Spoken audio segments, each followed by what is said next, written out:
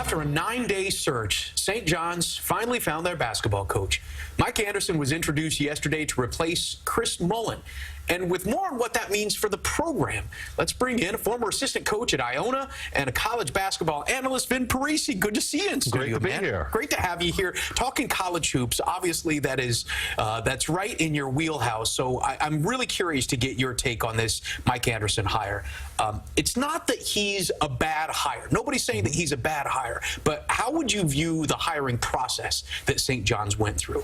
Well, this got covered very closely in the New York metropolitan area, as we know. And listen, the story broke the night of Monday, April 8th, during the championship game. But Chris Mullin did not officially resign, step down until Tuesday, April 9th.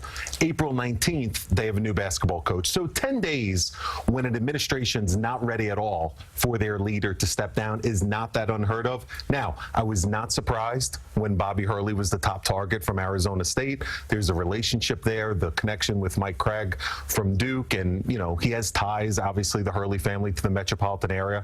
I was surprised when I heard like a Porter Moser's name from Loyola of Chicago, but at the end of the day, they got what they needed, and that's a successful guy with a track record in Mike Anderson. I think what hurts a lot of St. John's fans out there is that this was the 5th guy on the list. He wasn't number 1 on the list. He's not the sexy hire that would have gotten the fans all excited like a Rick Pitino or anything along those lines, but the final question really has to be, how close is Anderson to the best guy they could have gotten? Right, and that's what it comes down to. And if you're a St. John's fan, you can also look at this from the angle of we're not taking a risk with a guy that has not been there already.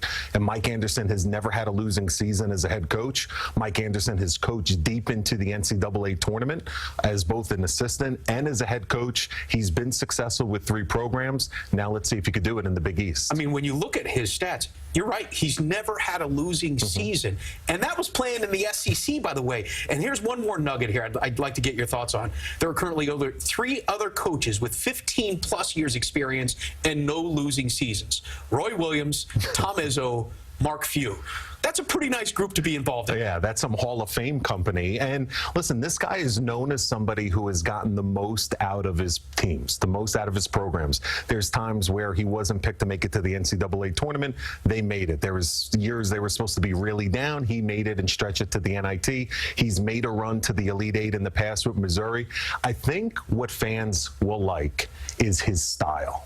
I mean, his mantra, Steve, is 40 minutes of hell. And we've heard that before. 94 feet, press, get up and down, go, attack, attack, attack. And that's very difficult to prepare for when you're the opponent. Okay, so how does a style that was created in the mid-90s, how does that play in the current 2019 version of what we see in college basketball? Is it more effective now or less effective? Yeah, I think it's more effective because kids like to play up and down, and kids like to play free-flowing. What we just saw in March in the NCAA tournament with Tony Bennett and Virginia is not typical. Not a lot of teams walk it up and take the air out of the ball right there. Here's another thing. A lot of coaches on their press conference day, when they're hired, they talk about playing up-tempo offense, and we want to run, we want to press. So you see it time and time again. Not many guys are known to live by that style. I'm interested to see the defensive side of the ball and how this translates in Big East play. We know that fans of the Boosters are skeptical of this hire because they thought that this was a program that could bring in the big names. Was this a bit of a reality check for the fans and maybe the university? Well, being close to the Big East and traveling to all these other cities and fan bases, I think sometimes fans, we all need reality checks. When you bleed your team's colors, and you got to take a step back sometimes. Let's talk reality. This is not a program for the last 2 decades that is year in and year out in the NCAA tournament and in the top 25. And in this day and age, if you're talking about what St. John's, what the dream job or sexy hire would be, guys are not really making lateral moves from high-paying BCS jobs unless they know that they could win right away. And that's where schools get creative. This is a rebuilding job. This is another rebuilding job that St. John's has to go through. Now it's a guy that's been there and that has done it. And I think if you're looking for the positive angle for that, if you're a Johnny's fan, we know that this guy has been a proven winner. Okay, so you touched on that. Separate myth from reality. I mean, clearly, you know, this is a school that plays always in a big conference. They've had history in the past. They're playing in New York, which is a great place to try to recruit, but yet somehow they don't get the top-level recruits, and it's not a destination place for the high-level coaches. Why is that? Well, this thing, it's about sustaining success. And you look at Shamari Pons, you look at Mo Harkless, you look at Ron Artest. This team, and I'm talking after the Chris Mullin years, they've signed NBA players. They've made the NCAA tournament.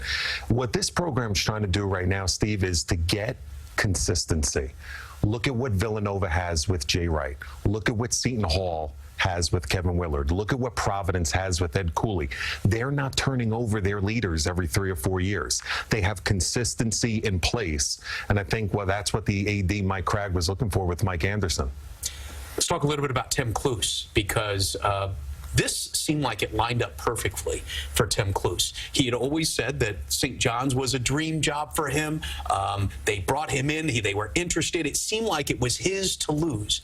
What fell apart with this? Tim Cluess checked every box you could check, and he was the hot name out there in the metropolitan area. What Tim Cluess has done at Iona is remarkable. To make 6 tournaments in 9 years, he's consistently made Iona one of the top mid-major programs in the country. You cannot do any more. And then obviously he had ties to the program, to the area. Here's the thing that fans and the media sometimes forget about with these high-level college basketball searches. It's not always about the hot names that are out there.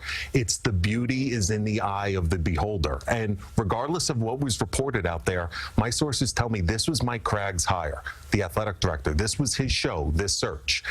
If we talk to 10 athletic directors right now, all 10 of them would have different opinions, different philosophies, and different views on what they personally like and look for in a head coach. I remember Seton Hall AD Pat Lyons 9 years ago when he was at Iona. He hired Tim Cluess from CW Post. Some people told him he was crazy. Look at how that worked out. So Mike Cragg obviously is showing you that he didn't want to take a chance on a young assistant. He didn't want to go with maybe a mid-major head coach that has been successful right away. He wanted someone that has been to where he wants this program to go in the near future. Coach in the Sweet 16, coach in the Elite 8, and then obviously accomplish some other things. So I think it's a matter of personal choice at that point. And I don't know, it almost feels like this was always a headline, was that a guy has local ties or doesn't have local ties.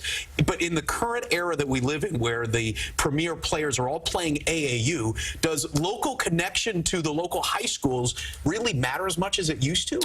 From a head coaching point, I don't think so much. Now, let me say this, and this is being a former assistant in the area at Iona and Rutgers, is that ties to your staff, your assistant coaches, your recruiters, having ties geographically to the area, of course it's a positive. Of course it's something you want.